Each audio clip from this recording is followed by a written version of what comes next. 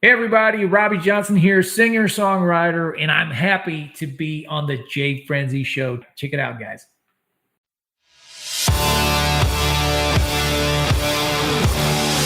Welcome to the Jay Franzi Show, a behind-the-curtain look at the entertainment industry with insights you can't pay for and stories you've never heard. Now, here's your host, Jay Franzi.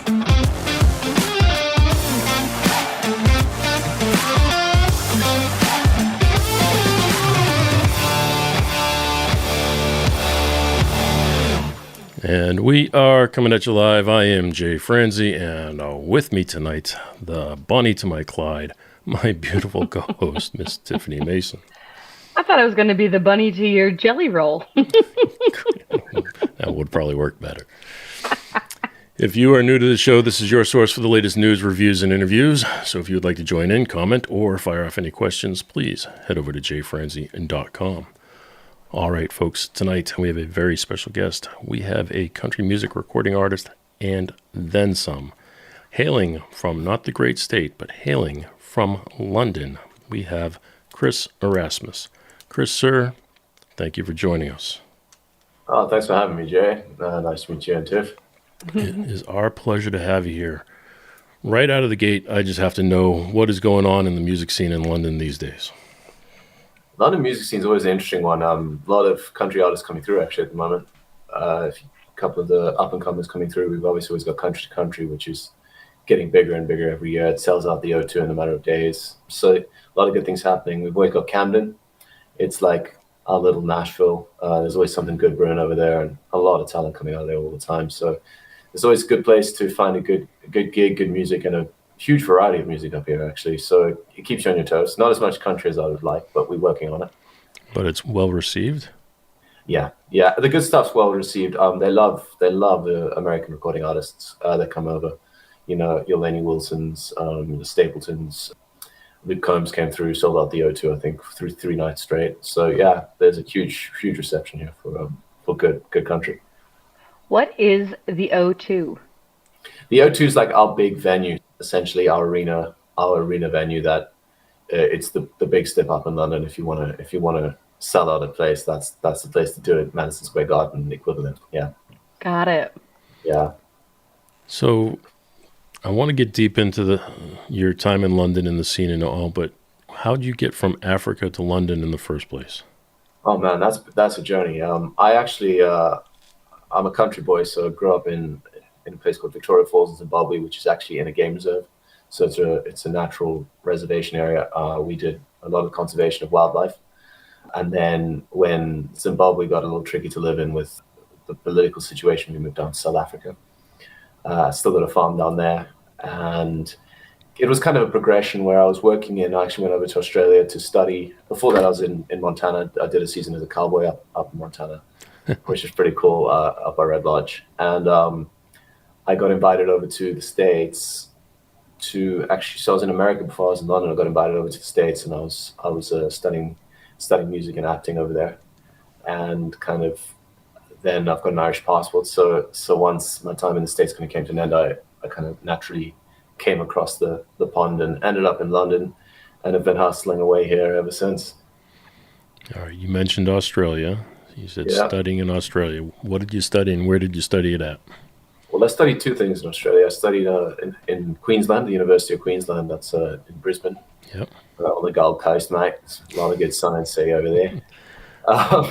And I was there kind of doing athletics, decathlon, and studying marketing and business, as well as tourism. And then I did a master's degree in business. Whilst I was doing that, I was studying music and acting kind of alongside it, because they wouldn't let me stay there and just do that. So I had to kind of diversify a little bit. I laugh because I graduated from their business school with a master's in business.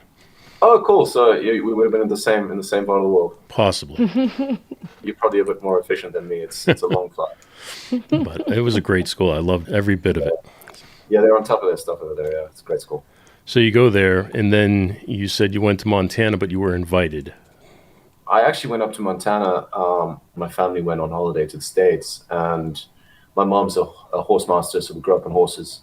on the farm, working animals, and we found ourselves just went out, ended up on a dude ranch. I say dude ranch, they were a working ranch that every now and again brought in some people that they got to pay to do the manual labor. Until you got invited to do it for free? Yeah, exactly. Like, yeah, come over. No. So initially we were actually there as guests, and they kind of realized that we were riding rings around the cowboys because we grew up on horses. And one of the bosses jokingly was like, hey, if you wanted a job, if you can just come over here. And I was like, well, I'm not doing anything for the next 6 months. And they were like, cool. So went back, sorted out stuff in Australia, and went and worked the season over there. Yeah. Wow, that's amazing. Yeah, that was cool. I mean, who doesn't want to be a cowboy, right? Right. Well, it gives you a lot more credibility now with your country music, right? Yeah, look, I agree. I think there's a lot of credibility. I still didn't really sing that much about my truck getting stuck in the mud because I did have a truck. I did have a truck in London, and it did get stuck in the mud. But it's hard to have a truck in London. Yeah, I try to keep everything quite real and sing about things that I know and things that I experience. So a lot of people will find that my music kind of really walks the line between very much country and then kind of Indo-Americana, your folk kind of world sometimes. And sometimes people because of my other job, I do a lot of musical theater. Sometimes they tell me that it sounds like it's in a musical theater show, which means I usually have to add a bit more steel string in there. That's funny. You mentioned going into London and not being able to have a truck. So I want to know how it fits into London, but why aren't you able to have a truck in London? Is it like New York City? Yes, yeah, essentially. But they charge you tax for different vehicles and stuff here. So if you're living in the city, charge you tax and you're trying to find a place to park it, it can get tricky. Unfortunately, our trucks aren't quite the size of your trucks. We drive something a little bit slightly smaller with the fuel prices over here. But yeah, I had a truck for a bit and eventually just had to let it kind of pass on. It was just too much of a nightmare trying to find parking for it everywhere I went. Right. How do you bring your guitar with you everywhere then? Yeah, I tied on the roof. I've got a little Subaru. Don't say manages that. to fit everything in. Yeah. Yeah. You play a Taylor, right? No, I play something called an Atkin, which is a British-made guitar company. They're really, really good at what they do. They make a very good version of something very similar to like the J45, what you would get in the Gibson range. Right. Because they don't make it as kind of as big a scale, you can be a bit more sure that you get one that the wood sits just right, the sound's kind of in a good place. Until you strap it to the roof of your car. Yeah, well, that's got to add a little bit of aging to it. Some usually character. That's just for the ones that don't quite sound right, So you take this interest in music, and now you've traveled around the world, experienced a few different countries. You end up in London. Now you're starting to put songs together. At what point did you decide you wanted to take a run at this? Well, I was always a singer, so I used to. I still do sing for myself, whether it's the kind of classics in cabaret, Sinatra, Bublé. I grew up watching, Gene Kelly, Fred Astaire, all those classics. We didn't have direct link television on the farm, so my grandmother had all the VCR tapes of like Fred Astaire and Gene Kelly, Yes. Errol Flynn, Robin Hood and all that stuff, John Wayne. And then obviously the records that they had were of kind of your Hank Williams, Johnny Cash, Louis Armstrong, Springsteen, so it was this huge kind of Storytellers. Exactly. Storytellers, huge range of music. You had guys who could really sing. You had guys who didn't need to sing because they were such good storytellers. Not that they couldn't, but you like your Bruce Springsteens and your Cashes, they've got beautiful voice, but they're not having to riff to get a point across. Right.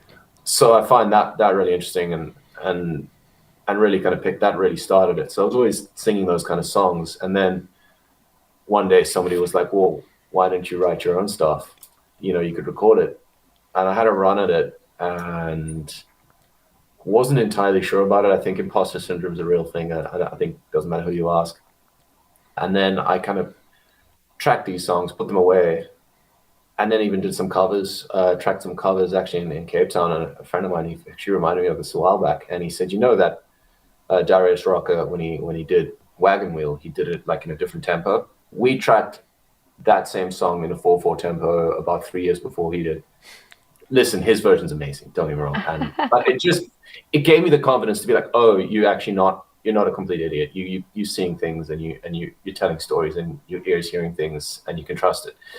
and kind of I went with that and recorded a bit. We had a cover in New York with when I was in New York, not necessarily country, but it went into the Billboard charts, which is pretty cool. First single, which was nice. Right. Yeah, I was like, this is easy. Done. But it had to have given you a little bit more of that, like you were saying. I'm not saying you were an idiot, but you were saying, I'm not an idiot. Yeah, it had to give you just that much more confidence, reassurance in yourself, confidence. Yeah, I think that's a huge thing, I think, for any artist. And even now, like I'm busy writing an album at the moment, and the amount of times you run into a brick wall and you're going, I don't know what I'm doing. I'm using the same chords. Everything's boring. The same stuff that we throw at each other all the time. These lyrics suck. But yeah, I also was really lucky that, I am a working actor, and I was studying. I actually trained with a woman called Susan Batson in New York. And she was really interesting because she always focused on telling the stories. So like service the material, and I didn't just apply that to like scripts. I applied that to music and songs, and that's kind of why I found that guys like Bruce Springsteen, Johnny Cash, has got a vehicle called 40 Vans, which you guys might know of. They're such genuine storytellers. So that for me was the like thing that I kind of grabbed onto and really wanted to put into my music when I did do it. Do you think Johnny Cash being one of your influences is why your music has a little bit of that Americana feel to it? Yeah, the Cash stuff. Also, I love Stapleton. I think he's pretty special. And also, you tell stories that I didn't set out to actually do country music. I wrote music, and everyone was like, "Oh, this is country." Oh, right, because your truck got stuck in the mud, right? Exactly. Yeah. Funny enough, that wasn't the one that everyone. That was not one we recorded. But yeah, so it was almost like it came from the other side, where I wrote what I knew. Mm-hmm. And what I knew was country, not necessarily an American cowboy, but I was a cowboy. I've worked horses, worked cattle all over the world. I've one stage herded buffalo on horseback. That was one of the stupid things I've done in my life. African buffalo. That was wild. They were doing a photo shoot and they had us riding, and how none of us died was a miracle. But you tell those stories, and essentially country is country. So many different things can be country, which is what I think what makes it such a magical genre, and sometimes what makes people argue about what is country and what isn't, as you've kind of seen in the last kind of year. Yeah, but everyone's got something to say about country, or something to, everyone relates to it, and at its core, I think the genius that start. You got your really kind of bluesy guys, your Johnsons, and it's just I love everything that kind of comes together and kind of combines with what we end up calling country or Americana or wherever my music kind of fits too. But I find, that you look at the line of rock and roll, I mean, how many Bruce Springsteen songs could you be like, is that country? Or, how many Stapleton songs could be rock? Oh, absolutely. Yeah. So I love it. And I kind of focus on telling the music, trying to make sure it's good quality, and let everyone else decide where it lands. What genre it is. Yeah. Well, I'll tell you, I spent decades living in Nashville, and I'm the furthest thing in the world from a cowboy. So I don't think location really matters. Yeah, I mean, listen, I agree with you. I think what kind of cowboy makes is also a difference. I mean, there's some cowboys out there that kick my ass, that's for sure. But including my friends who I work with, and they keep me pretty straight if I release a song or I'm writing a song and I'm like, hey, is this too cheesy? I'll send it to them, and they're literally like busy like branding cattle or something. They'll call me up and be like, yeah, you can't say that. Or like, all right, cool, I'm gonna wind that a little back. So I do have sounding boards, but I was gonna say at least they've got your back. Oh, they do, and they'll give it to me. They'll be like, yeah, that hat in that photo shoot was terrible. And I'm like, yeah, but it was the hat I work with. And they're like, we know, but you need to just just here. And then they send me off to, like, when I was in Montana, off to kind of one of the hat shops. So, well, you're wearing hats for a purpose. They're wearing hats for a photo shoot. I've got my hats now, so I've got a couple of good. You've got your photo shoot hats. Well, I work in them as well, so they kind of just do both. Nice. Well, like I said, I've lived there for decades, and I've worked with all the people in the music industry, and none of them are actual cowboys. And, it's just a different lifestyle. That's all it is. It is. Being a cowboy is tough, man. They're really tough. Yeah, I can't even people. imagine. Yeah. Nope, not my thing at all. Especially when it's like freezing cold in Montana. And that's when I went home. They were like, hey, do you guys want to stay? It was like snowing outside. I'm like, yeah, I'm good. Time to go. Yeah, it's I'm an African cowboy. This is not London is calling. nice. I don't want to go too far off on a tangent, but you mentioned musical theater and you mentioned dance and all this stuff. How do you apply that knowledge and that experience into your music? I think understanding what a song is saying. A lot of singers will stand up on stage and try to be like, I got to show people I can sing, or I got to show people how good I am.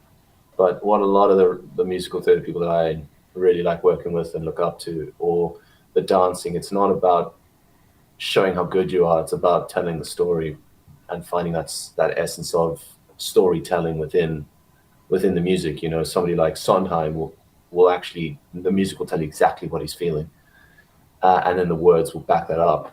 And that's quite a cool thing to play with as a songwriter. And you're standing on the back of people who can really, really, tell stories, and have throughout the years in such a major range of genres. I mean, you get country versions of country musical theater, you get pop, rock, classical. It also taught me to sing a lot of different ways, so I'm not locked into like I can only do this. I'm like, oh, that sounds cool, let's try it. It might sound terrible, but let's try it. And the other thing I get to do is, because I'm auditioning and I'm getting to perform in front of people a lot in a lot of different ways, it helps me be less nervous. I wouldn't say it stops me being nervous, but if you're in front of people performing a lot more, there's less time between gigs, so to speak. Right. Well, the nerves go away with experience. So the more experience you have, and you in multiple, not only genres of music, but dance and different types of entertainment, that's things that most people can't do. So that's got to give you a little bit of confidence, which will take away some of those nerves. Well, and constantly being thrown out of your comfort zone. Yeah. Yeah, I mean, listen, musical theater, you get thrown out of your comfort zone in a lot of ways. Not just musical theater, screen stuff that I've done too. If you're running around pretending you're a beach ball, it'll put you out of your comfort zone. Well, I have to assume too that because of the different paths you've walked in life, it's made you a little bit more authentic, and the fact that you appreciate the storytelling, I have to assume that when you get on the stage, you're just authentically being yourself, and people relate to authenticity. We're all just looking for real people, not fake surface level. Yeah, I mean, I think there's different levels of that and different ways people present that, which I've seen, and yeah, I just try kind of let everyone be who they feel they need to be, and really just focus on trying to tell the stories that I'm maybe lucky enough people want to hear, and hope that the rest takes care of itself. Although my manager keeps telling me to post more on Instagram. Nice. But that's weird. That's not the first time we've heard that, huh, Jay? No. I'm sure that one's come up, yeah. So can you tell us about your writing process? Yeah, sure. A lot of this stuff comes from, I'll sit down and I approach it in two ways. Sometimes I've just got an earworm, or I hear something in a lyric or a line that I'm writing down, and I will sit and I'll play with that. So I've got my guitars here, I've got, my resonator, I've got a little guitar in here, I've got my electric over there, and I'll literally just grab it and sit and try like work something out. I'll try in different tunings. This one's always tuned into open string tuning. So I'll sit and just bash it out so I can kind of find something. Sometimes I will feel like I want to tell a story, and I'll sit down and be like, oh, this is a funny story or something. And then I'll literally write it down. I'd break it up and then be like, oh, that could be a chorus, that could be a thing. And then I will sit down and see what comes of it. Other days, especially when I'm back home on the farm, which is now Cape Town, I've got a little piano in the corner. That used to be my great-great-grandmother's piano. She brought in on Volkswagen, and I will sit and just play. I'm not a particularly good pianist. I know chord progressions and I can figure out like what goes where. And I will just have my phone recording and I'll just play. And a lot of like the song Listen came like that. 2 a.m. Thank goodness I live on a farm. And was out in the corner and playing the song, and it just came out. I was feeling that I wasn't heard in the staffing music industry, and I sat down and I wrote about being listened to and the stuff, and the song came out relatively quickly. I wish that they all did like that. So it's a lot of, I try to stay as open as I can between the two. Sometimes I like to collaborate. I haven't done a lot of that on the songs that are out already. There's, I think, only one song that's been heavily collaborated. But this new album that we're working on. I'm working with a lot of different people. I'm trying a lot of different ways of writing. I've got great producers on it, beautiful musicians, a couple of musical theater MDs coming in, musical directors. I've got really great country artists writing on it. I love collaborating as well, so it's nice to sit down, come up with an idea, and then have somebody be like, "That's really dumb. Let's try it this way." I love kind of the to and fro, or sitting in a room and starting with nothing and building something up. Working with someone who's got a different process. Somebody's like, "Oh, I like starting with these chords," and then you progress from there. And be like, "Well, I can't sing it up that high. Let's go from that, or I need to sing it higher." So usually that's how I kind of approach it, and then nailing it down, and then I'll have a few sounding boards, some friends that I'll be like, "Hey, listen, does this go into the trash can or the trash pile, or does it go into the let's develop this idea pile?" And I think it's important to have people that you trust around you to be able to be like, "Yeah, that's not good," or "That sounds great, give it to somebody else to sing. It's not in your space." Which is also something that happens, and I think it's a lot of really good songs have been ruined by, well, not necessarily ruined, but just not done justice because they've been sung by the wrong person. So what I'm hearing from your description of your process is that there's times where you're inspired by a lyric, and then there's times where you sit down at a piano and you start with music. So is there one of those processes that you lean into more often than the other? Yeah. So if I'm really kind of, I'm on the go a lot, and I like to write down stuff. So I'm always carrying a notebook around. So a lot of it comes from lyrics. I like it when it comes from lyrics. I think if lyrics work, a lot of the time it'll give you the melody. It'll give you the way it wants to go. If you use three words in a verse, then it can give you a lot of space in a song. Whereas if you want to kind of tell a story, sometimes you find yourself talking like this, and then you go on and find the melody from this, and then and then you go from there. Find if it's on guitar, find that progression and find that strumming pattern. Right. So yeah, I do like to grow from lyrics if I can, but sometimes if I've got something in my head, or there's a cool instrument that I want to mess around with and figure out, sometimes that gives you a couple of really good ideas. I've always started lyrics first. So oh yeah, you're lyrics first guy. Yeah, fair enough. Have to do lyrics first, and like you mentioned, the melody comes, and then you can build the music around that. Yeah. Kind of suggests itself. Yeah. Yeah.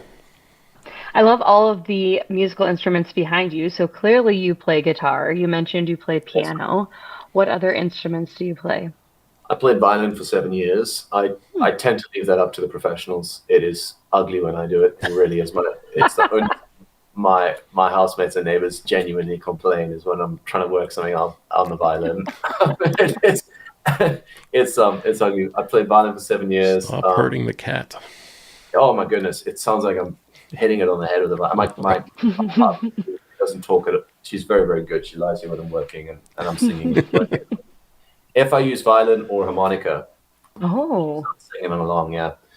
So I'm always open to playing with stuff, and I find any instrument that is in that kind of realm, I can figure out enough to kind of try something. Resonator guitar, slide guitar, I'm very kind of rookie at, but I find it really puts me in a very uncomfortable place, and trying different things that we didn't really have resonator guitars where I'm from or where I studied. And I know a lot of that comes from the States, your Robert Johnsons and Right. And I love that kind of feel of music. So kind of playing around with that, but not trying to be too appropriative is really fun because it pushes you into a realm that you wouldn't normally do, and you would listen to it differently. I love how much you love pushing yourself out of your comfort zone. I mean, right. I feel like you almost seem to thrive there, or you look for opportunities for that, which is pretty cool. Yeah, sometimes it gets you injured. Yeah. I like that. Sometimes it gets you injured. More than once. When you play the harp there, do you stick to a certain key, or do you have different harps or different keys? Oh, I've got a whole whack of them. Yeah, depending on what key I'm writing in. Usually, I will pick this up and put it in afterwards, or see kind of try to replace the guitar solo with that or something. I always think, and then I'll go and find somebody who can do it if I'm ever tracking that, get them to do it. Right, But leave it to a pro. I also like. Exactly. Yeah. Oh yeah. You gotta respect the high guns. There's some guys out there who are just beautiful at what they do, and either hours I put into my voice, they put into their guitar or their instrument. The one thing I do like to do sometimes, instead of using a fiddle, I'll use a cello Oh, yeah. and get them to play a lot higher. So I've got a song coming out. We don't have an official date for it, but after the single that's coming out this month, we're gonna have another one come through. It's actually almost like a duet. So the way I'm singing this is almost playing a country type style song, but it's following my vocal patterns, very high cello as opposed to a fiddle, and it just gives it a different feel, which I think is pretty cool. I feel like you might have been reading my mind because it seems like it keeps coming up in all of our conversations. And so I was going to ask if you had fiddle coming up in any of your songs, but interesting that you replace it with the cello sometimes. I think that's very creative. Yeah, it was creative, and I don't think I could get hold of a good fiddle player at the time. And there was a guy from Juilliard who was fresh out, and he was like, "Hey," and I was like, it's creative. Let's try and see it. It sounds amazing. So yeah, Creative, resourceful, whatever. Well, as we talk about the musicians and the instruments, can you tell us about your relationship with Scott and how things are going? Oh yeah, I love Scott. Scott and I met actually. I think he did the vocals on that. He was just mixing the vocals on the song "Fires," which went to the dance charts. Right. And we've kind of stayed in touch, and I always bounce things off him. And he's such a wonderful, kind of open man. He's very thoughtful, very resourceful, and very kind of intelligent. Not just knowledge based, but like musical based. So he's a producer you can really trust when you're working on things. I love what he does with vocals. He's just brilliant with vocals. His work kind of speaks to that as well. And yeah, we get in a studio. I mean, we kind of work on the same level. I mean, I think the last time we recorded together, we got through 4 songs in one studio session. Yeah, and so we can be very efficient when we work together, which is nice as well. And then obviously, like he always kind of takes these crazy ideas I have, but like, let's try cello or let's bring this in. And he's always open to it, and he always finds a way to make it work, or he knows someone, or if I want to steal a steel string or something in there, we can always find someone to do it, but do it in a way that kind of fits my vision for things. And he's also very good at being like, no, you absolutely cannot do that. Does he play any instruments? I think Scott can play pretty much everything, but his specialty is keys. Very nice. And he's got a great ear, perfect pitch, and yeah, I lean on it pretty heavily when we're in the studio, because if I've missed or something, one of my progressions is a bit clunky, he'll be like, "Oh, try this or try that," and he's very quick to pick that stuff up. So we don't waste a lot of time trying to figure out every key on the keyboard. And yeah, it's a great relationship, and I've been working with him now since I think 2016.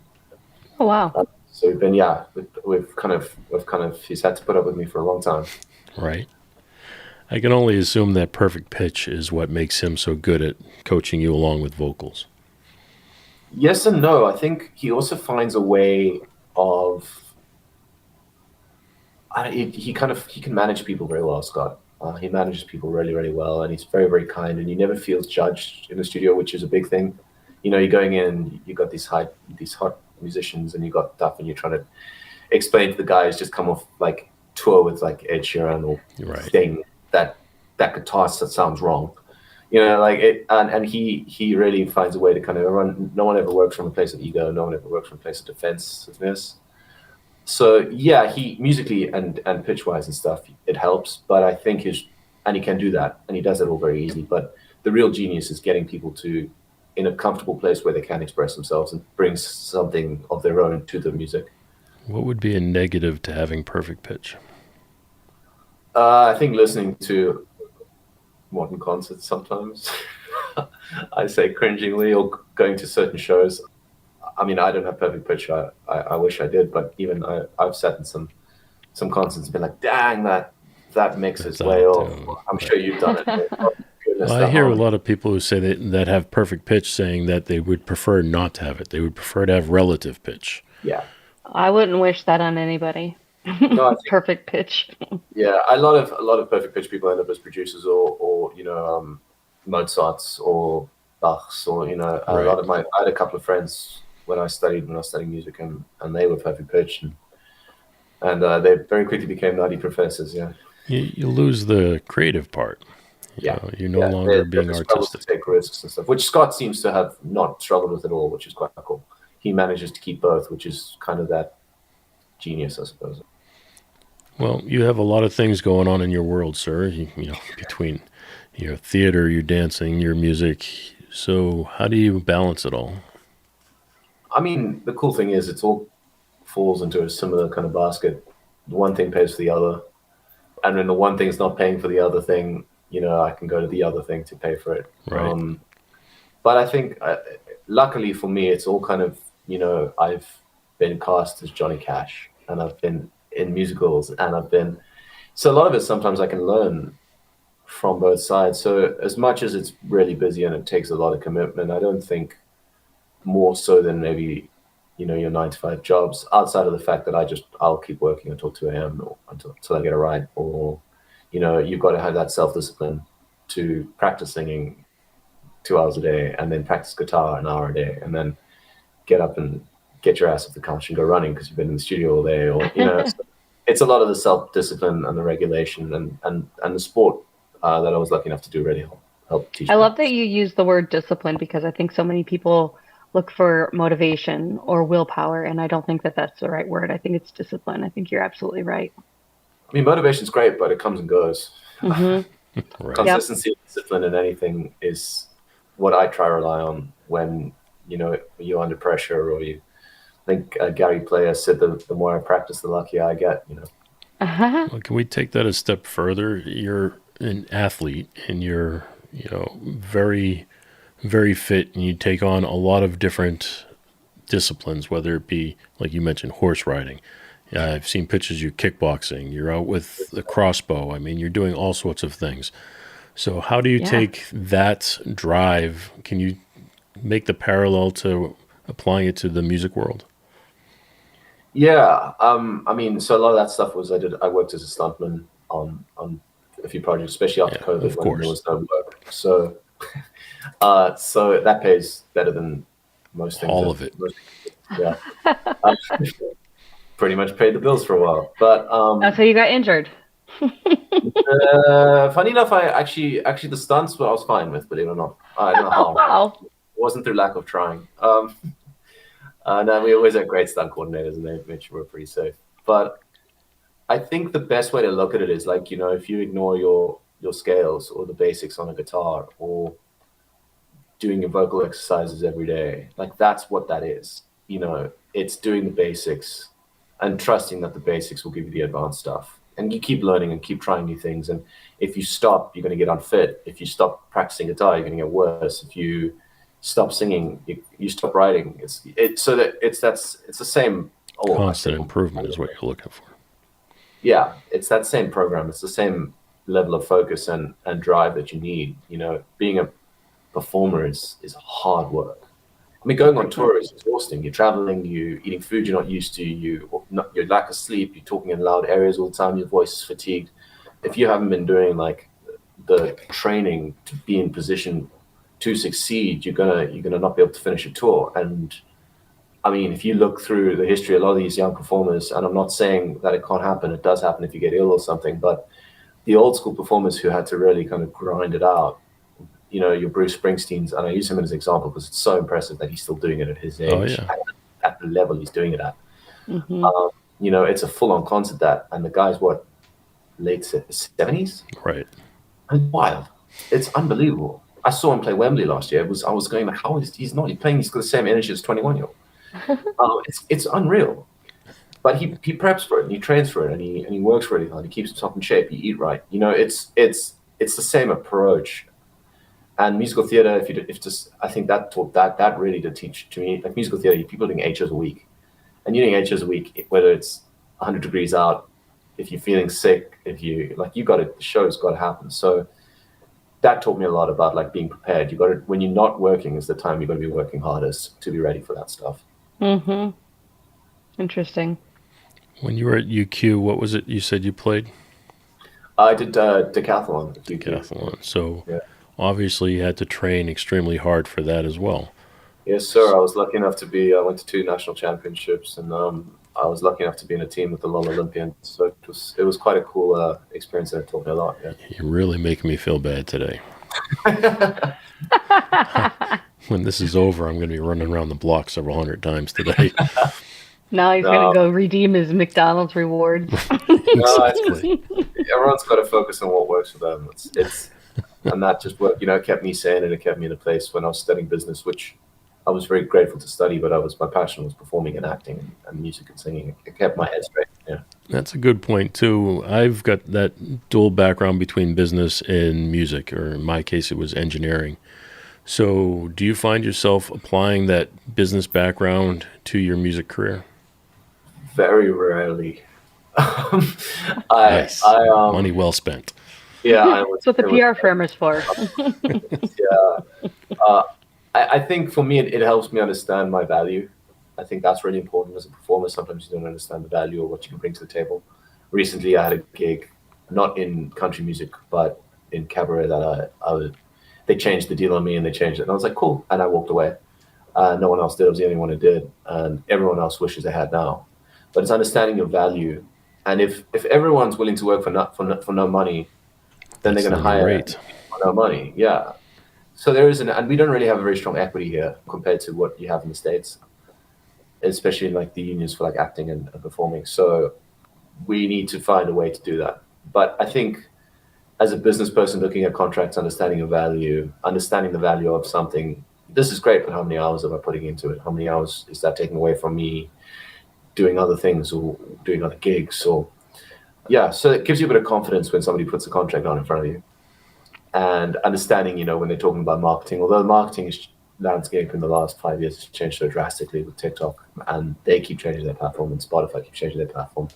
So I think those kind of things that I learned might have changed, but I'm just understanding your value and the value of something, and looking at yourself as a product can sometimes be beneficial. You mentioned that willing to work for lower rates. And I used to teach at the Audio Engineering College in Nashville, and we used to have students that would go out into the field all the time. And everybody always tried to take gigs for free.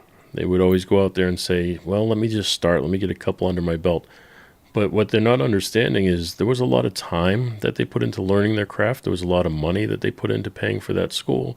There has to be a base rate that you've established just from the time and money that you've put into learning your craft. And what ends up happening is when you're willing to work for free or lower rates, you're just knocking it down for everybody else that's worked their way up. So there should be some sort of standard. I completely agree. And I think another way to look at it is, are you doing this as a hobby or are you doing this as a profession? Right. Yeah. A lot of perspective. Yeah. And if you want to be a professional, you got to get paid. Yeah, otherwise you're not a professional. Chris, we do this thing here we call Unsung Heroes, where we take a moment to shine the light on somebody who's worked behind the scenes or may have supported you along the way. Do you have anybody that you'd like to shine a little light on?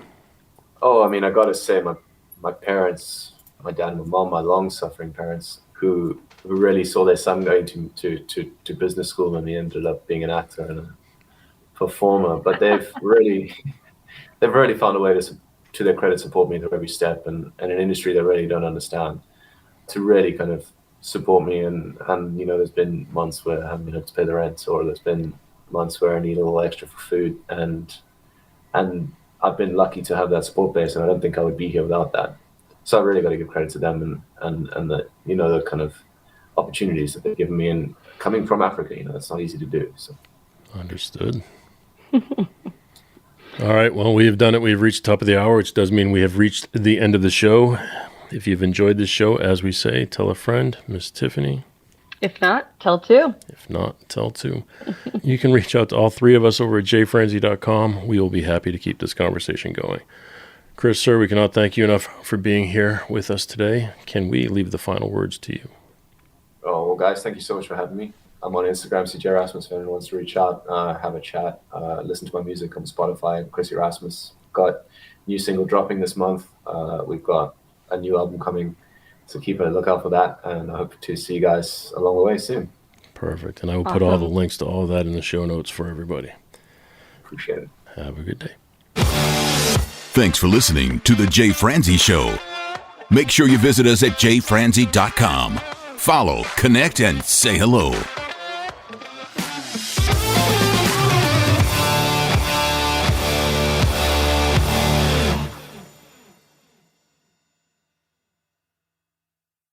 This episode has been brought to you by VR Knives, your source for 100% custom knives made by a true rock star. So, if you're in the market for a new piece of art, reach out to VR Knives. 407-421-5528. 407-421-5528.